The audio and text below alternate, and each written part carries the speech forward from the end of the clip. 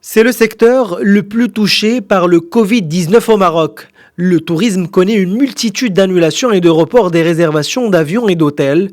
À l'issue de la première réunion du comité de veille économique, le président de la Confédération nationale du tourisme a affirmé que le secteur touristique est celui qui souffre le plus. Vous savez que le secteur du tourisme va perdre, en termes de chiffre d'affaires, 34 milliards d'ici la fin d'année.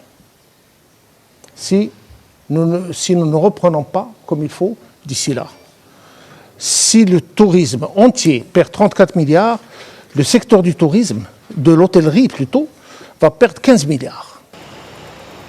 Le président de la Confédération nationale du tourisme a notamment appelé le gouvernement à réagir face à cette crise en prenant une multitude d'engagements, parmi eux la mise en place d'un dispositif de chômage partiel, un engagement de l'État pour le paiement des dettes vis-à-vis des opérateurs et un engagement de l'État pour accélérer le remboursement de la TVA chez plusieurs opérateurs.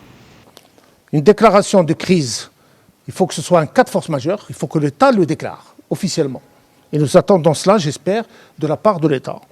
Un report de surpression des charges sociales, CLSS et IMR, les dégrèvements d'impôts IR, IS et TVA, les reports des échéances bancaires, les banques, le GPBM qui était là aujourd'hui sont tout à fait d'accord, maintien des lignes de crédit et ouverture des lignes d'emprunt.